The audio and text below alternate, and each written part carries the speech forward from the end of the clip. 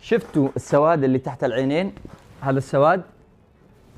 في وصفة سهلة جدا جدا للتخلص من هذا السواد، نشوفه. تعال نجيب القهوة هذه ونطحنها بودر، نحط شوية من القهوة البودر، اوكي.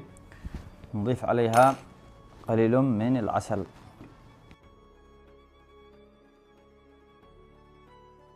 ونضيف ماء دافئ، ونثقل شوية بالقهوة.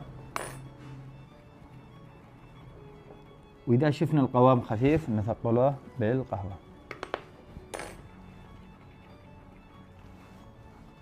طبعا وهذا القوام صار جاهز، كل ما علينا أن نأخذ القوام نحطه تحت العينين بس. يفضل بسم الله ننظف هنا تحت بماء الورد أو أي شيء، ونطبطب عليه بكرينة كذا، أوكي.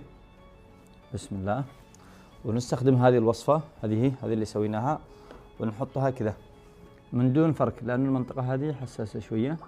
نحطها من 10 إلى 15 دقيقة وغسلناي، وهكذا نستخدم يوم وترك، يوم وترك، يوم وترك، كذا وبس. طبعا اللي ما عنده هذه الوصفة كلها أو اللي هم بالكويت يقدر يستخدم زيت القهوة. زيت القهوة تستخدمه نفس الطريقة، بالليل والصباح تغسله وبس.